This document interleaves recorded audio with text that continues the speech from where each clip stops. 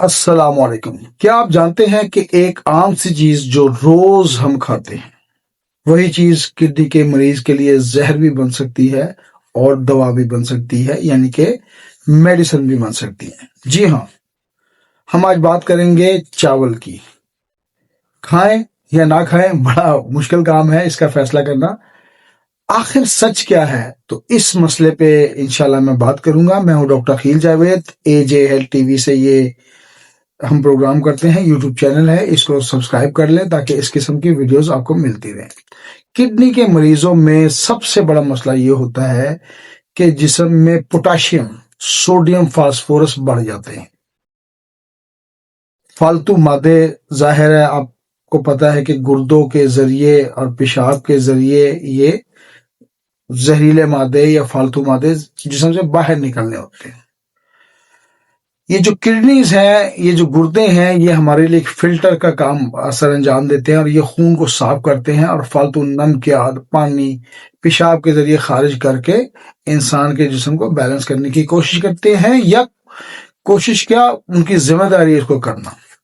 جب کڈنی کمزور ہو جائے تو یہی چیزیں جسم میں جمع ہو کر دل، دماغ اور پٹھوں کو نقصان پہنچاتی ہیں۔ تو یہ ہوا سرکل کہ کس طرح ہمارے گردے کام کرتے ہیں۔ کچھ بات کر لیتے ہیں کہ دنیا میں 10% لوگ جو ہیں وہ کرونک کڈنی ڈیزیز کے شکار رہتے ہیں، یعنی کہ ان کے گردے خراب ہوتے ہیں، اور پاکستان میں 12 سے 15% افراد گردوں کے مسائل کا شکار ہیں، اور اس طرح یہ پرابلمز میں رہتے ہیں۔ گردے خراب تو ہوتے ہیں، ان کی وجوہات بھی ہوتی ہوں گی، تو وجوہات پہ بات کر لیتے ہیں۔ سب سے بڑی وجہ ہے ڈائبٹیز، یعنی کہ کسی پیشنٹ کو اگر شوگر ہو جائے تو یہ سب سے بڑی وجہ ہے۔ دوسری وجہ بلڈ پریشر، ظاہر ہے ایسے معاشرے میں رہتے ہیں جہاں بلڈ پریشر شوٹ کر جاتا ہے، جس کو ہم ہائپر ٹینشن یا ہائی بلڈ پریشر کا نام دیتے ہیں۔ اور تیسری وجہ زیادہ نمکیات کا استعمال، جنک فوڈ، یہ pizza, burger and these type of things, and all of about the pain killers which we are using. ہم پین کلر کو بغیر سوچے سمجھے جناب پیناڈول اور فلانا ڈسپرین اور ٹمکانا ڈسپرین، ٹھک ٹھک ٹھک اور گردے ختم۔ تو کوشش کریں کہ بغیر وجہ کے میڈیسن نہ کھائیں، اور اگر بہت کھانا ضروری ہو تو ہومیوپیتھی طریقہ علاج کی طرف جائیں، اپنے ہومیوپیتھک فزیشین سے رابطہ کریں۔ سب سے پہلے گردوں کے ٹیسٹ کے لیے ہمیں کریٹینائن اس کا چیک کرنا ہے، بلڈ یوریا چیک کرنا ہے، اور GFR ہم نے اس کا ٹیسٹ کروانا ہے۔ اس کے علاوہ پوٹاشیم کا ٹیسٹ کروانا ہے اور فاسفورس کا ٹیسٹ کروانے ہیں۔ یہ جب ٹیسٹ آپ کروائیں گے تو پتہ چلے گا کہ گردوں کے معاملات کتنے خراب ہیں، کتنے فنکشن ہیں، اور اس کے فنکشن میں اگر کوئی پرابلم ہے تو ہمیں کیا کرنا ہے۔ دوبارہ واپس آتے ہیں مین ڈسکشن کہ چاول کھائیں یا نہ کھائیں، یہ ہمارا مدعا ہے۔ میں doctor Khel Javed AJ Health TV سے پروگرام کرتا ہوں۔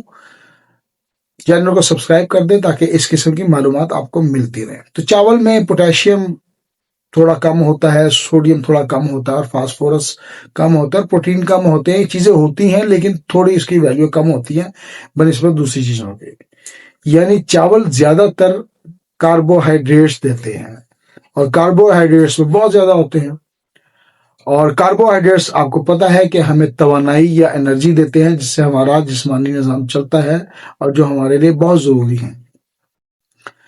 لیکن عام کڈنی کے مریض کو ہم چاول جو ہیں وہ الاؤ کرتے ہیں، جس کو عام مطلب مسئلہ ہے، کڈنی کا مریض ہے اور اس کو مطلب شوگر کے علاوہ اس میں پرابلم نہ ہو، تو ہم کہتے ہیں کہ ٹھیک ہے یار کھاؤ چاول۔ اگر کڈنی خراب ہونے کی وجہ ڈائبٹیز ہیں یا شوگر ہیں تو چاول بند ہے، کیونکہ چاول میں کاربز ہوتے ہیں، اس میں تو کوئی شک نہیں ہے۔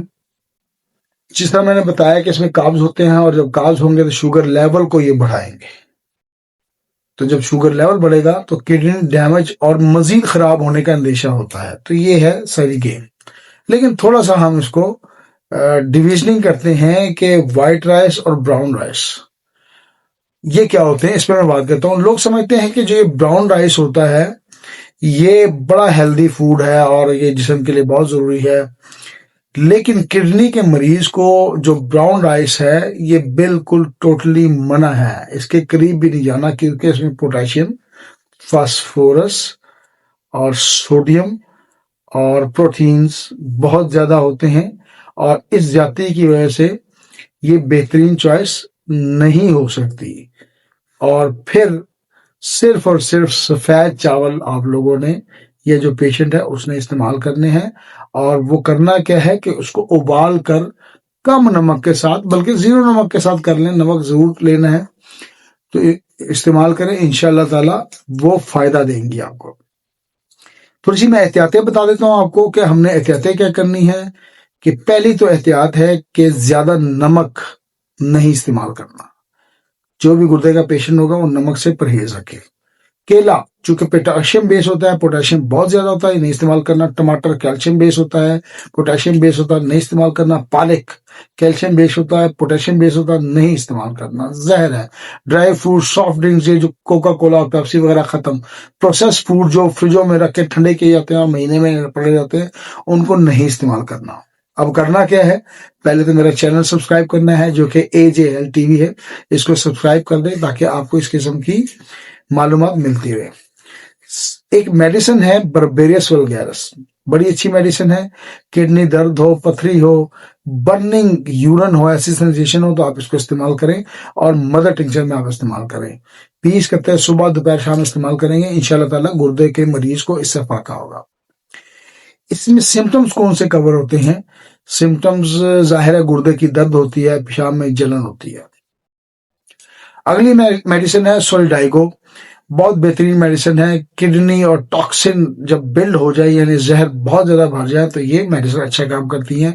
یہ بھی آپ نے مدر ٹنکچر یعنی کہ کیو میں استعمال کرنی ہے۔ 20 قطرے صبح دوپہر شام اس کو آپ نے استعمال کریں گے، اللہ تعالیٰ آپ کو صحت بھی دے گا، اور انشاءاللہ تعالیٰ آپ بیماری سے نجات پائیں گے۔ اس کے تھوڑے سے سمٹمز میں بتاتا ہوں۔ کمزور گردے ہوتے ہیں، یورین ایشوز چلتے ہیں، اور یہ مطلب اس کے ساتھ پرابلم ہوتی ہیں۔ یہ دونوں میڈیسن آپ مکس کر کے بھی چلا سکتے ہیں، اور یہ ڈیٹاکسیفیکیشن کا کام کرتے ہیں، یعنی کہ ڈیٹاکس کرتے ہیں، زہریلے مادے نکالتے ہیں، اور گردے کے فنکشن کو امپروو کرتے ہیں۔ اور جتنے بھی ٹاکسنز ہیں ان کی اکوموڈیشن یا ان کو جمع ہونے کو کم کرنے میں یہ دونوں ادویات معاون ہوتی ہیں۔ تو گردے کے جتنے بھی مریض ہیں وہ اپنے ڈاکٹر کے مشورے سے یہ دونوں میڈیسن ضرور استعمال کریں، اور سیلف میڈیکیشن میں آپ نے نہیں جانا، میں بار بار کہہ رہا ہوں۔ تو یہ ہے معاملہ۔ کچھ ہمارے پیشنٹ ہوتے ہیں کہ ڈاکٹر صاحب ہم چاول چھوڑ دیں، اور میں کہتا ہوں کہ اگر شوگر نہیں ہے تو چاول نہ چھوڑیں۔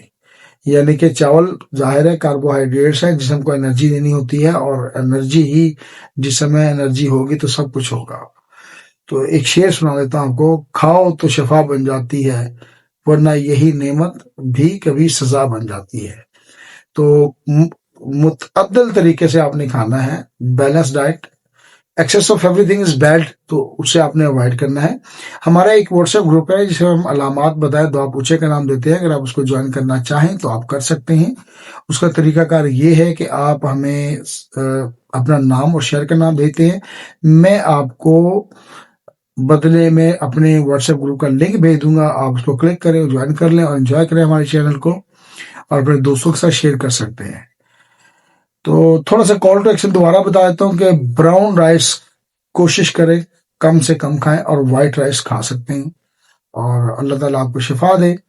وائٹ رائس اگر کڈنیز جو ہیں وہ کسی جنرل پرابلم کی وجہ سے پرابلم ہے تو رائس آپ کھلم کھا سکتے ہیں، کوئی ایشو نہیں ہے۔ Thank you very much. This is Dr. Akhil Javed is signing off from Lahore, Pakistan. Allah Hafiz.